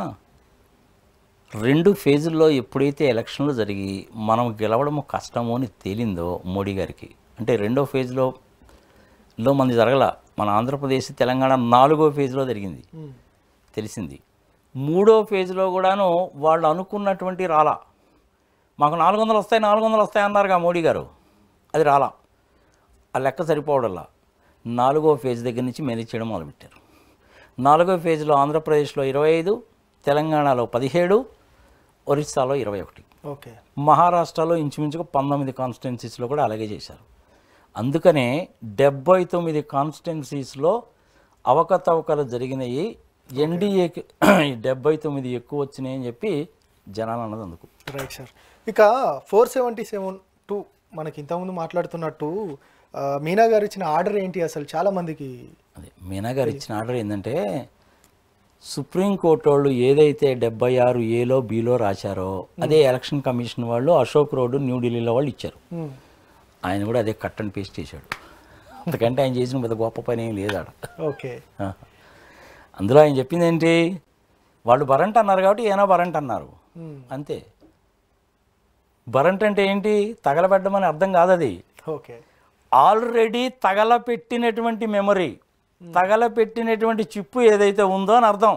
లేదా డేటాని స్టోర్ చేసినటువంటి మెమరీ, డేటాని స్టోర్ చేసినటువంటి కంట్రోలర్ని చెక్ చేయండి, వెరిఫై చేయండి. 3 కూడాను సీక్వెన్స్లో ఉందో లేదో వెరిఫై చేయండి అని చెప్పి ఎలక్షన్ కమిషన్ ఇండియా వాళ్ళు చెప్తే ఆయన అదే చెప్పాడు. ఆయనకు పెద్ద గొప్పగా చెప్పిందంటే ఏం లేదు, ఆయన తెలియదారులు ఉపయోగించింది ఏం లేదు. Let us not underestimate. 25 సంవత్సరాల ఎక్స్పీరియన్స్ ఉన్న ఐఏఎస్ ఆఫీసర్కి ఆ మాత్రం ఇంగ్లీష్ రాదా? ప్రతి ఒక్క ఏఎస్ ఆఫీసర్ కూడాను ఉత్తపుణ్యానికి కాడు. రోజుకు 12-13 గంటలు ఒక సంవత్సరం పాటు ప్రిపేర్ అయితే కానీ వాళ్ళు ఏఎస్లు కాలేరు. ఇంతమంది ఐఏఎస్ని ఐపీఎస్ను చూశాను నేను. చెప్పుకుంటూ పోతే అదొక పెద్ద లిస్టు. నాకు 12 సంవత్సరాల వయసు ఉన్నప్పుడే జయభారత్ రెడ్డి గారు గుంటూరు జిల్లా కలెక్టర్గా ఉన్నప్పుడు చూసా. ఐవైఆర్ కృష్ణారావు గారిని చూసా, జయప్రకాష్ నారాయణ గారిని చూసా. మా బ్రదరే మధ్యప్రదేశ్లో చీఫ్ సెక్రటరీ గవర్నమెంట్ ఆఫ్ మధ్యప్రదేశ్కి రిటైర్ అయ్యాడు. అట్లనే ఐపీఎస్లు కూడా చాలామంది ఉన్నారు. అరవింద్ కుమార్ గారిని చూశాను, సురేంద్ర బాబుని చూశాను, లాస్ట్ ఇయర్ రిటైర్ అయ్యారు ఆయన. అట్లనే రామయ్య అని మన తెలుగు ఆయనే, బీహార్లో ఆయన ఐఏఎస్ ఆఫీసర్గా ఉన్నాడు, ఆయన కూడా నాకు ఫ్రెండే. ఇట్లా చెప్పుకుంటూ పోతే కొన్ని వందల మంది ఉంటారు. డిఫరెంట్ సమస్యకు పరిష్కారం, ఈ సమస్యకు పరిష్కారము ఒక్కటే, ఎలక్షన్ కమిషన్ వాళ్ళు బయటకు వచ్చి నిష్పక్షపాతంగా జరిగినట్టు కళ్ళకి కట్టినట్టు చూపించాలి. కాన్స్టిట్యున్సీ నెంబర్ 100 ఆంధ్రప్రదేశ్లో, లేదంటే బాలినేని గారిదే, బాలినేని గారి కాన్స్టిట్యున్సీలో ఇదిగోండి మేము వాడినటువంటి సిపియు ఇది, దాని నెంబర్ ఇది, మీ వాళ్ళు ఒప్పుకున్నారు, సంతకం పెట్టారు చూడండి, మాక్ పోలింగ్ సంతకం పెట్టారు చూడండి, వీవీప్యాట్ మిషన్ ఇది చూడండి, దీని నెంబర్ సరిపోయిందా లేదా, బ్యాలెట్ యూనిట్ నెంబర్ సరిపోయిందా లేదా, ఈ మూడింటి ఇంటిగ్రేషన్ ఈ విధంగా ఉంది, ఇదిగోండి ఫ్లో చార్టు, ఇదిగో డాక్యుమెంట్, ఇదిగోండి సోర్స్ ప్రోగ్రాము పలాని వ్యక్తి రాశాడు, ఇదిగోండి వీవీప్యాడ్ పలాని కంపెనీ తయారు చేసింది, ఇదిగోండి దీని టైమింగ్, ఇదిగోండి బేసిక్ ఇన్పుట్ అవుట్పుట్ సిస్టమ్ బయాస్లు ఇవి సీసీ కెమెరాలో రికార్డ్ అయినాయి చూసుకోండి అని ఎలక్షన్ కమిషన్ వాళ్ళే చెప్పాలి. సోర్స్ ప్రోగ్రామ్ నా చేతికి 15 నిమిషాల్లో చెప్తాను ఏం జరిగిందో. Challenge from my side. Okay, it is very well possible. Sir ఇంకొకటి, వాళ్ళ రేపు కంప్యూటర్స్లో ఏమవుతుందంటే ఫ్లాష్ చిప్స్ అనేటువంటి లేటెస్ట్ టెక్నాలజీలో నువ్వు ఏదైనా చేయొచ్చు. ఒకప్పుడు ఏంటంటే ఒకసారి నువ్వు కనుక ఆ చిప్ మీద ప్రోగ్రామ్ రాస్తే నువ్వు దాన్ని ఏం చేయలేవు, నువ్వు దాన్ని తగలబెట్టాల్సిందే. దేనికి పనికి కూడా రాదు అది. మనం ఇప్పుడు ఇది వాటర్ బాటిల్ ఉంది, వాటర్ బాటిల్ తాగిన తర్వాత ఏం చేస్తాం, మనం తీసి పారేయట్లా. మరి ఇంతకుముందు రోజుల్లో మనం ఆ పని చేసేవాళ్ళం కాదు కదా. ఈ గ్లాస్ బాటిల్స్ కానీ ఇంకోటి కానీ ఉన్నా కానీ మళ్ళీ జాగ్రత్తగా కడుక్కొని పెట్టుకునేవాళ్ళం. ఇప్పుడు లేదుగా, అవునా? ఇప్పుడు వచ్చినటువంటి ఫ్లాష్ చిప్స్లో ఏంటంటే రాసినటువంటి ప్రోగ్రామ్ని ఎరేజ్ చేసి మళ్ళీ రాసుకోవచ్చు. ఓల్డెన్ డేస్లో చిప్స్లో ఆ పాజిబిలిటీ లేదు, ఇప్పుడు ఆ పాజిబిలిటీ ఉంది. 20 లక్షల మిషన్లకి ఇప్పుడైతే లెక్క తేలలేదో ఆ 20 లక్షల మిషన్లని ఉపయోగించుంటారు. 1,60,000 కదా మిషన్లు మనకు వాడింది. ఈ 20 లక్షల మిషన్ల స్టాక్లో నుంచి ఆ 1,60,000 మిషన్లు బయటికి తీసి చంద్రబాబు నాయుడు గారు కానీ ఇంకోళ్ళకి కానీ ఆంధ్రప్రదేశ్లో ఉపయోగించిన దానికి వీళ్ళకి ఇష్టం వచ్చిన ప్రోగ్రాం రాయించుకొని ఆ చిప్పు తీసుకెళ్ళి ఆ మిషన్లో పెట్టారనుకోండి, అంతే పని చేస్తుందా లేదా? అదే మహారాష్ట్రలో చేయొచ్చు, అదే ఒరిస్సాలో కూడా చేయొచ్చు, అదే వేరే చోట్ల కూడా చేయొచ్చు. ఈ 20 లక్షల మిషన్ల లెక్క ఏంటో కానీ తెలిస్తే, సోర్స్ ప్రోగ్రామ్ ఏంటో తెలిస్తే, సిస్టమ్ కనెక్టివిటీ తెలిస్తే, ఉపయోగించిన చిప్పు టైప్ ఏందో తెలిస్తే మొత్తం బయటకు వస్తాయి. ఇవన్నీ ఎలక్షన్ కమిషన్ వాళ్ళే చెప్పాలి. మరి వాళ్ళు ఎందుకు చెప్పడం లేదు? ఎక్కడో తప్పు జరిగింది, సందేహం లేదు అందులో. ఆంధ్రప్రదేశ్లో బాగా ఎక్కువ జరిగింది, ఒరిస్సాలో కూడా జరిగింది. కేతిరెడ్డి ఓడిపోవడం ఏందా నాకు అర్థం కాదు. అక్కడ నిలబడ్డ క్యాండిడేట్ వాడు ముక్కు మొహం తెలియని వాడు, అతను ఎట గెలుస్తాడు? కనీసం తెలియదు కదా. ఇప్పుడు నేను కూడా నరసరావుపేట ఎంపీ కాన్స్టిట్యున్సీకి పోటీ చేద్దామని కూడా అనుకున్నాను ఒక పర్టికులర్ మూమెంట్లో, తర్వాత చేయలేదు. మల్కాజిగిరి నుంచి చేద్దాం అనుకున్నాను, అది కూడా చేయలేదు. లాస్ట్ మూమెంట్లో విత్డ్రా అయిపోయాను నేను. ఇప్పుడు నిజంగానే నేను కనుక నరసరావుపేట కాన్స్టిట్యున్సీ నుంచి ఎంపీగా కనుక పోటీ చేస్తుంటే 46,700 రూపాయలు, లేకపోతే అవసరం అయితే కానీ ఇంకో 2 లక్షల రూపాయలు కట్టి నేను డెఫినెట్గా అడిగేవాడిని. నేను కనుక అడిగితే ఏం అడిగేవాడిని అంటే, ఫ్లో చార్ట్ చూపించు, డాక్యుమెంటేషన్ చూపించు, సిస్టమ్ కనెక్టివిటీ చూపించు, నువ్వు ఏం చిప్ వాడావో చెప్పాయా బాబు అని అడిగేవాడిని. నీ సోర్స్ కోడ్ ప్రోగ్రామ్ ఏదో నా ముందు పెట్టు, ఎవడు రాశాడో పట్టుకురా అని డెఫినెట్గా అడిగేవాడిని. మరి వైసీపీ వాళ్ళు ఎందుకు ఊరుకుంటున్నారో నాకైతే అర్థం కావట్లేదు. 175 కాన్స్టిట్యున్సీలో ఒక్కొక్క కాన్స్టిట్యున్సీకి సంబంధించి ఒకళ్ళు ఇద్దరు కనుక 90,000 రూపాయలు కట్టి కనుక అడిగితే తేలిపోద్ది వ్యవహారం. ఒకళ్ళు ఇద్దరు కనుక అడిగితే చేయొచ్చు, చేయకపోవచ్చు. సార్ ఇప్పుడు బీజేపీ వాళ్ళు 400 స్థానాలు వస్తాయని, ఖచ్చితంగా వస్తాయనే కాన్ఫిడెన్స్ తోటి ఉన్నవారు చాలా తక్కువ వచ్చిన పరిస్థితి. నిజంగా వాళ్ళు అధికారం అంటే వాళ్ళే నిజంగా అంటే కేంద్ర ప్రభుత్వమే మ్యానిఫెక్ట్ చేసే పరిస్థితి ఉంటే అయోధ్యలో గెలవాలి, దాంతోపాటు వాళ్ళు అనుకున్న 400 స్థానాలు రావాలి. మరి 400 స్థానాలు వస్తాయని, 500 స్థానాలు వస్తాయని కూడా చెప్తా ప్రజల్లో తీసుకురావడానికని. అంత మాత్రం జరుగుతుంది అనుకున్నవేంది. మోడీ గారికి అమిత్ షా గారికి పర్ఫెక్ట్గా తెలుసు. అది యూపీలో వాళ్ళకి అంతకుముందు వచ్చిన దాంట్లో సగం సీట్లు రావు అన్న సంగతి ఎలక్షన్స్కి ముందే తెలుసు. తెలియకుండా ఏం కాదు. దేశం మొత్తం మీద మేనేజ్ చేయడం అనేసి అంటే 543 కాన్స్టిట్యున్సీలుగా నువ్వు ప్రోగ్రాం రాయాలి. అక్కడ ఎంపీలు గెలుస్తారు, బాగానే ఉంటుంది. మరి ఎమ్మెల్యేల సంగతి ఏంటి? ఆంధ్రప్రదేశ్లోనూ ఇక్కడ అప్పుడైనా అనుమానం రాదా? 175 కాన్స్టిట్యున్సీలకి 175 ప్రోగ్రాంలు ఉంటాయి. 25 ఎంపీ కాన్స్టిట్యున్సీలకి 25 ప్రోగ్రాంలు ఉంటాయి. దేశవ్యాప్తంగా కూడా రాయించడం అనేది పెద్ద కష్టమైన పని ఏం కాదు. ప్రోగ్రామ్ రాయడం ఏముందా, హాఫ్ అన్ అవర్లో రాయొచ్చు, ఇంకో హాఫ్ అన్ అవర్లో టెస్ట్ చేయొచ్చు. దాన్ని పెద్ద కష్టమైన పని కాదు. ఎప్పుడైతే థర్డ్ ఫేజ్ అయిపోయి వాళ్ళకి బాగా నమ్మకం కుదిరిందో, ఏమని మనకు జాగ్రత్తలు తక్కువ వస్తారా బాబు మన అధికారంలోకి రావని, అప్పుడు మొదలుపెట్టారు. అందుకనే చూడు యూపీలో కూడా వాళ్ళకి చాలా తక్కువ వచ్చినాయి, 29 సీట్లకు తక్కువ వచ్చినాయి అంతకుముందు కంటే. మహారాష్ట్రలో, ఆంధ్రప్రదేశ్లో, ఒరిస్సాలో చేశారు. మరి ఆంధ్రప్రదేశ్లో, ఒరిస్సాలో ఎందుకు చేశారంటే ఇక్కడ 25, అక్కడ 21, 46. మహారాష్ట్రలో ఒక 19, 46 + 19, 70-80 తక్కువ వస్తాయి అనుకున్నారు. రీచ్ అయిపోతున్నారా లేదా? అదే జరిగిందిగా. 16 టీడీపీకి, 3 మరి బీజేపీకి, 2 వాళ్ళకి. 21 వచ్చినాయా లేదా? ఒరిస్సాలో కూడా 20 వచ్చినాయిగా. అదొక 20, ఇదొక 21, 41 అయిపోలా. మహారాష్ట్రలో ఒక 19, 41 + 19 అంటే ఎంత అయింది? 60 అయిపోలా. అందుకని 240 దగ్గర అయిపోయారు. ఇది కనుక చేయకపోతే బీజేపీ వాళ్ళకి 170, 180 వచ్చాయి. మరి నువ్వు అడగొచ్చు, ఇప్పుడు కాంగ్రెస్ వాళ్ళు గట్టిగా ఎందుకు అడగడం లేదండి అని. వాళ్ళు కూడా చేయాల్సిన పని ఏంటంటే దేశవ్యాప్తంగా ఇండియా కూటమి ఎవరైతే ఉందో వాళ్ళు కూడా అడగాలి. నీకు ఇంకా విచిత్రం ఏంటో తెలిసినా, ఇంకో 2 నిమిషాలు ఎక్కువైనా పర్లా, ప్రజలకు తెలుస్తుంది. Okay sir. ఎలక్షన్లు కండక్ట్ చేయడానికి సమ్వేర్ ఇన్ మార్చి 18న నోటిఫికేషన్ ఇచ్చావు. ఏప్రిల్ 29 వరకు ఆంధ్రప్రదేశ్లో నామినేషన్లు ఫైలింగ్, నామినేషన్ విత్డ్రాయలు, అంటే ఇంచుమించుగా 2 నెలలు టైం ఇచ్చావా లేదా? 1 నెల రోజుల పైన టైం ఇచ్చావుగా.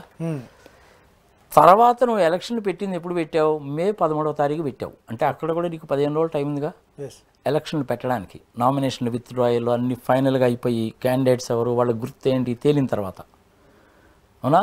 అక్కడ 15 రోజులు ఉందిగా. మే 13వ తారీఖు ఎలక్షన్ అయిపోయిన తర్వాత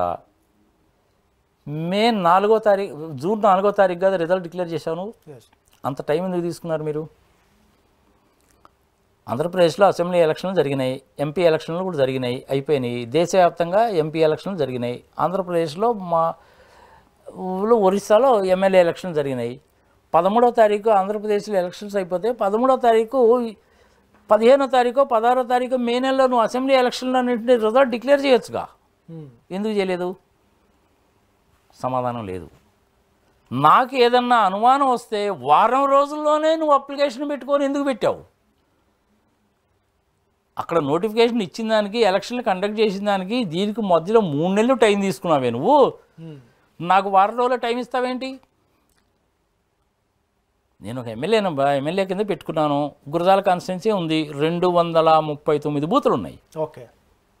239 బూతుల్లో ఏ బూతులు నాకు ఎక్కువ వస్తాయి, ఏ బూతులో నాకు తక్కువ వస్తాయని వెరిఫై చేసుకోవాలంటే విలేజెస్కి అందరికీ వెళ్ళాలి, జనాలతో మాట్లాడాలి, సంగతి సంవత్సరం తెలుసుకుంటే కానీ నేను అప్లికేషన్ పెట్టలేనుగా. నాకు వారం రోజులు టైం ఇస్తే ఎట్ట సరిపోద్ది? కామన్ సెన్స్తో ఆలోచిద్దాం.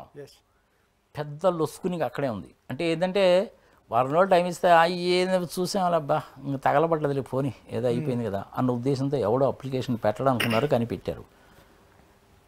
సుప్రీంకోర్టు వాళ్ళు జడ్జిమెంట్ ఏమి ఇచ్చారు? 45 రోజుల దాకా నువ్వు డేటాని ఇంటాక్ట్ వెరిఫికేషన్ కోసము, చెకింగ్ కోసం ఉంచాల్సిందే అని చెప్పారు. కానీ మీనా గారు ఏం చెప్తున్నారు? తగలబట్టండి అని చెప్పి ఒక లెటర్ జీవో ఇచ్చాడు, దానికి రిమైండర్ కూడా ఇచ్చాడు. మరి ఈ రెండింటిలో ఏది కరెక్ట్? సార్, ఈవీఎంలో ప్రవేశపెట్టినప్పుడు ఇప్పటికీ 5 దఫాలుగా ఎలక్షన్స్ జరిగినాయి. ఇప్పుడు ప్రస్తుత ఎలక్షన్కి ఆ ఎలక్షన్కి కంపారిజన్ అంటే అవి కూడా అట్లాంటి పరిస్థితులు ఎదుర్కొన్నాయా అంటారు? అది ఏదో 1% 0.5% ఏదైనా తేడా ఉంటుంది, కానీ మిషన్స్లో కూడా ఈ తేడాలు అనేటువంటిది ఫస్ట్ ఎక్కడొచ్చిందంటే బల్గేరియాలో అనేటువంటి దేశంలో ఈ ఎలక్ట్రానిక్ మిషన్స్ పెట్టినప్పుడు తేడా వచ్చింది. ఓకే. అల్టిమేట్గా వాళ్ళకి తేడాని ఎట్లా వచ్చిందని చెప్పి వెరిఫై చేస్తే వాళ్ళు ఏంటంటే హీట్ మూలకంగా మిషన్ మాల్ ఫంక్షనింగ్ మూలకంగా పనిచేయకపోవడం మూలకంగా వచ్చిందని చెప్పి వాళ్ళు తేల్చారు. అందుకని తీసేసి మళ్ళీ ఎలక్షన్ పెట్టుకున్నారు వాళ్ళు. బ్యాలెట్లో ఎలక్షన్ పెట్టుకున్నారు వాళ్ళు. ఈ మిషన్లతో లాభం లేదురా బాబు అని. ఎలన్ మాస్క్ కూడా చెప్పింది అదే. కానీ ఎలన్ మాస్క్ ఫారినరు.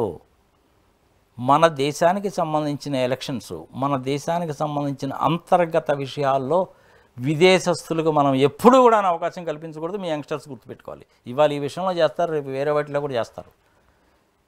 నీకు నాకు కొట్టుకుంటాము, తిట్టుకుంటాము, నదీ జలాలు పంచుకుంటాము, భూములు పంచుకుంటామయ్యా. నువ్వెవరు మాట్లాడడానికి? అది నా అంతర్గత విషయం. మన అంతర్గత విషయాల్లో వేరే వాడికి ఎవరికి కూడా అవకాశం ఇవ్వకూడదు. ఇచ్చామంటే మటుకు గందరగోళం అయిపోతారు. వాళ్ళు చివరికి ఏం చేస్తారంటే దేశాన్ని విచ్ఛిన్నం చేస్తారు. మీ భాష వేరే, మీ భూభాగం వేరే, మీ తెలివితేటలు వేరే, మీ పంచకట్టు వేరే, నా లుంగీ కట్టు వేరే, ఆ సర్దార్జీలు ఒక రకంగా ఉంటారు, వాళ్ళ తిండి ఒక రకంగా ఉంటుంది, వాళ్ళ సాంప్రదాయాలు ఒక రకంగా ఉంటాయని దేశాన్ని ముక్కలు చేయడానికి ప్రయత్నిస్తారు. మీ యంగ్స్టర్స్ గుర్తుపెట్టుకోండి. ఎలక్షన్ కమిషనే సమాధానం చెప్పాలి. చెప్పకపోతే భారత రాష్ట్రపతి గారు ముందంజ వేయాలి. భారత రాష్ట్రపతి గారి ముందుకు వచ్చి ఆర్డర్ ఇవ్వాలి. భారత రాష్ట్రపతి గారు ఇవ్వాలంటే క్యాబినెట్ అప్రూవ్ చేయాలి. మళ్ళీ కొన్ని విషయాల్లో ఫర్ ఎగ్జాంపుల్ ఇప్పుడు దేశంలో ఎమర్జెన్సీ పెట్టాలనుకోండి, గొడవలు జరుగుతున్నాయని ఎమర్జెన్సీ పెట్టాలి. భారత రాష్ట్రపతి కానీ అక్కడ కూడా నీకు మళ్ళీ క్యాబినెట్ అప్రూవల్ కావాలి. 100%. కానీ ఇట్లాంటి సిచ్యువేషన్స్లో భారత రాష్ట్రపతి గారికి ఉన్నటువంటి ఎక్స్ట్రాడినరీ పవర్స్ కొన్ని ఉన్నాయి. ఇప్పుడు అవన్నీ ఏంది అనేసి అంటే మళ్ళీ నేను ఈ కాన్స్టిట్యూషను, సెక్షన్లు, సబ్ సెక్షన్లు ఇవన్నీ చెప్పలేను. ఆమె కనుక తలుచుకుంటే చేయొచ్చు, ఇట్ ఈస్ పాసిబుల్. లేదా చంద్రచూడ్ గారు కనుక తలుచుకుంటే సుమోటో కింద కేసు తీసుకొని చేయొచ్చు. జగన్మోహన్ రెడ్డి విషయంలో సుమోటో కింద చేయలేదండి. ఆయన ఎవరో లక్ష్మణరావు ఎవరో 2 పేజీలు ఉత్తరం ఇస్తేనేగా చేశారు. మరి ఇప్పుడు చంద్రచూడ్ గారు, సుప్రీంకోర్టు చీఫ్ జస్టిస్ చంద్రచూడ్ గారు కూడా చేయొచ్చు. ఆంధ్రప్రదేశ్ చీఫ్ జస్టిస్ అయినా చేయొచ్చు. చీఫ్ జస్టిస్ కూడా అక్కర్లేదు. ఆంధ్రప్రదేశ్ కోర్టులో ఉన్న ఒక జడ్జి అయినా సుమోటో కింద తీసుకోవచ్చు. బాలినేని శ్రీనివాసరెడ్డి గారి విషయంలో ఇన్ని అనుమానాలు వస్తున్నాయి కాబట్టి నేను ఈ కేసుని సుమోటో కింద తీసుకుంటున్నాను. లెక్క పెట్టండి, మొత్తము ఆంధ్రప్రదేశ్ వ్యాప్తంగా జరిగినటువంటి ఎలక్షన్స్లో అన్ని కాన్స్టిట్యున్సీస్లో కూడా లెక్క పెట్టండి కూడా చెప్పచ్చు. దాన్ని సుమోటో కింద తీసుకోవడం అంటారు.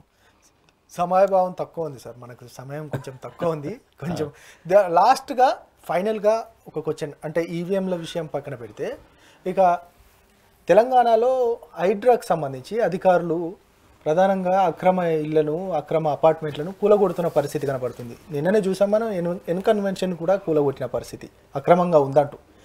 అదే విషయం పైన ఏపీలో కూడా పెద్ద ఎత్తున ప్రజల మధ్యలో ఒక చర్చ వస్తుంది. ఏపీలో కూడా ఇట్లాంటి అక్రమ కట్టడాలకు సంబంధించి దాన్ని నేల కొరిస్తే ఖచ్చితంగా మంచి జరుగుద్ది, సామాన్యులకు మంచి జరుగుద్ది అనేది ప్రభుత్వానికి కూడా చాలా మంచి పేరు వస్తుంది అనేది కూడా పెద్ద ఎత్తున చర్చకు వస్తుంది. అట్లాంటి సిచ్యువేషన్లో ఇంకొక అంశం కూడా తెర మీదకి వచ్చింది.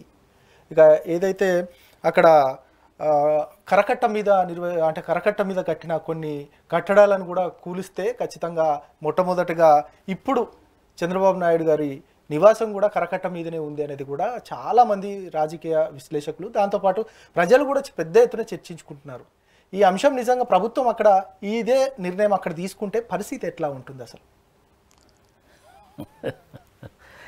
దీని గురించి చెప్పాలి అంటే కరకట్ట పైన అంటున్నారు మీరు. అది కరకట్ట పైన లేదు, కరకట్ట లోపల నది గర్భంలో ఉంది. For information. ఓకే, అటుపక్క కూడా ఉంది. దీనికి మనకి ఇండియాలో భారతదేశంలో చట్టం ఉంది.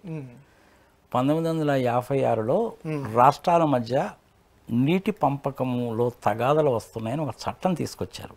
ఆ చట్టం ప్రకారం ఏంటంటే సముద్రం అంటే ఏంటి, నది అంటే ఏంటి, చిన్న నది అంటే ఏంటి, పిల్ల కాలువ అంటే ఏంటి, చెరువు అంటే ఏంటి, సంగతి సమాచారం ఏమిటి అనేటువంటి దాన్ని నిర్దేశించారు.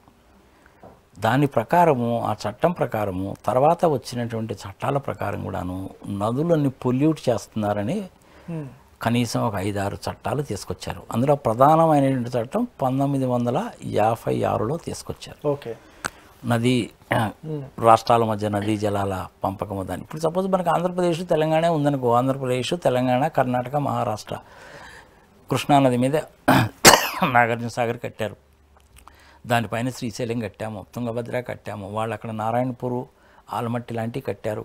తర్వాత మనం పులిచింతలు కట్టాము, ప్రకాశం బ్యారేజీ. ఇదే కదా ఈ తగాదలు వస్తున్నాయనే ఉద్దేశంతో ఏంటంటే చట్టం తీసుకొచ్చారు. ఆ చట్టంలో ఏంటంటే నది అంటే ఏమిటి అని నిర్వచనం కూడా చెప్పారు.